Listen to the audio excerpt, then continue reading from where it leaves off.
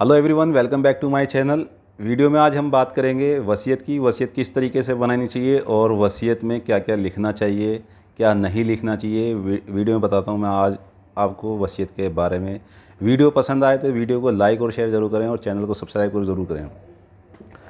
दोस्तों, वसीयत एक ऐसा डॉक्यूमेंट्स है, एक ऐसा कागज़ होता है जो हमारी संपत्ति जो होती है, जो हमारी प्रॉपर्टी होती है, जो हमारी दादाओं की, हमारे परदादाओं की, हमारे जो पिता हैं, बाप हैं, वो हमें जब प्रॉपर्टी हमारे नाम करते हैं या तो हम भाइयों में या हम में रिश्तेदारों में विवाद ना हो, वो वसीयत इसलिए बनाई जाती है। अब वसीयत अगर हम वसीयत को अगर गलत तरीके से ड्राफ्ट कर लेते हैं तो वो वसीयत कोर्ट में भी अवेलेबल नहीं हो पाती है और एक जो हमारी संपत्ति होती है वो भी फंस जाती है। और वसीयत सही ना होने के कारण उसको सही तरीके से अगर नहीं बनाया होता है वसीयत को, तो हम कोर्ट में वो केस भी हार जाते हैं और जो दूसरा पक्ष होता है वो वसीयत ठीक ना होने के कारण वह उस केस को जीत भी जाता है।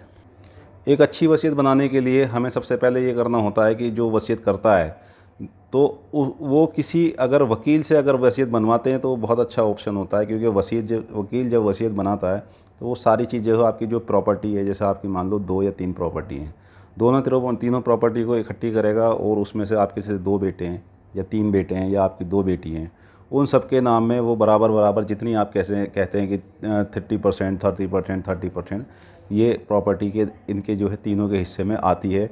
और जो बैंक में पैसा है वो किसके देना है, या बैंक का जो या हमारा जेवर है या जो प्रॉपर्टी है वो किसको देनी है, तो उसका एक वो पूरी एक ड्राफ्टिंग कर लेते हैं। ड्राफ्टिंग करने के बाद उस वसीयत को बनाते हैं। और वसीयत में जो है सबसे बड़ी गलतियां क्या होती हैं कि जैसे कि कोई व्यक्ति अगर वसीयत कर रहा है तो जो जिनको मालूम नहीं होता, अब उन्होंने वसीयत बनाई, वसीयत जिसके नाम करी उनके भी साइन करा लिए, जबकि ऐसा नहीं होता है। वसीयत के अंदर सिर्फ उसी व्यक्ति के साइन होते हैं जो वसीयत करता होता है, वो वसीयत कर रहा होता है, उसी के साइन करे जाते हैं। और वसीयत के अंदर अगर मान लो जैसे कि लास्ट टाइम चल रहा है किसी व्यक्ति का और वो वसीयत कर रहे हैं, तो अगर उसकी वीडियोग्राफी बना लेते हैं तो वो बहुत अच्छी होती है और हमें कोर्ट में एक सबूत के तौर पे बहुत अच्छी तरीके से हम अपना केस स्ट्रॉन्ग कर सकते हैं। वसीयत ये दिखा सकते हैं कि जिस व्यक्ति ने वसीयत हमारे नाम करी है उसने सवियों और किसी दबाव में नहीं, किसी तरीके से किसी के बहकावे में वो वसीयत नहीं करी है।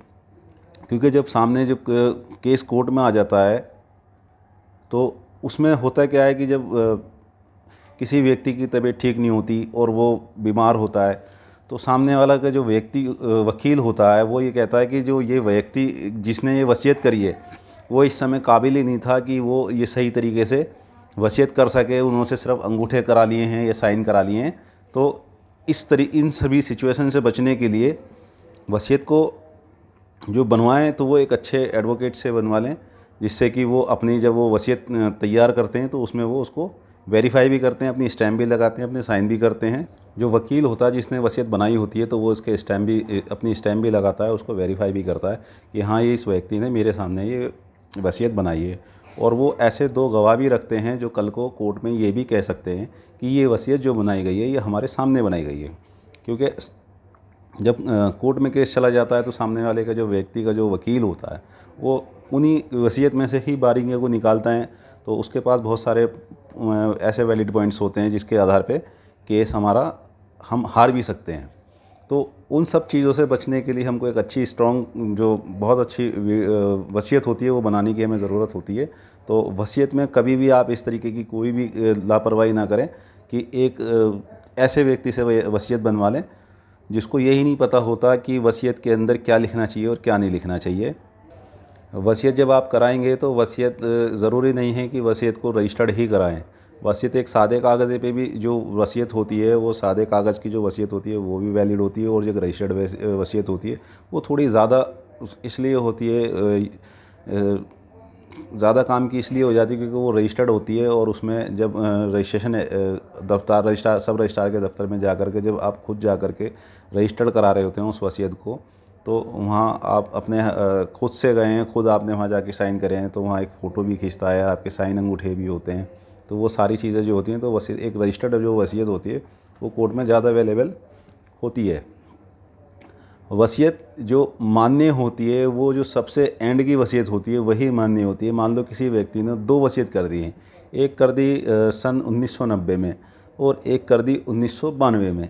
तो जो सन 90 वाली है वो वसीयत नहीं मानी जाएगी। जो उसने सन 92 में करी है या सन 2000 में करी है, जो सबसे एंड की वसीयत होती है वो मान्य होती है, क्योंकि वो सबसे लास्ट में जो उसने वसीयत की होती है वही वसीयत जो है मानी जाती है, क्योंकि उसने सबसे लास्ट वाली जो वसीयत होती है क्योंकि वही मानी जाती है। जो उससे पहले की वसीयत होती हैं वो ऑटोमेटिकली अपने आप ही प्रभाव में नहीं आती हैं।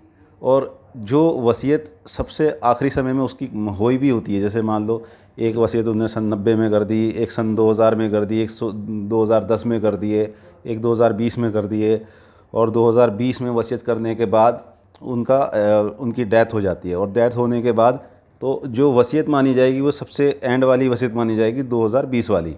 क्यों? क्योंकि उस समय तक वो व्यक्ति ज़िंदा था, और उसके बाद कोई भी व्यक्ति होता है तो वो कई वसीयत कर भी सकता है और कई वसीयत वो कैंसिल भी कर सकता है। और वसीयत कैंसिल कराने के लिए ज़रूरी नहीं है कि उसको सब रजिस्ट्रार के यहाँ जाना पड़ेगा या कहीं जाना पड़ेगा। वो सिर्फ उसकी वसीयत जो होती है एंड वाली, वही वसीयत उसकी मान्य होती है। वीडियो में जानकारी कैसे लगी? अगर वीडियो में जानकारी आपको अच्छी लगी हो तो वीडियो को लाइक और शेयर ज़रूर करें। Thank you for watching.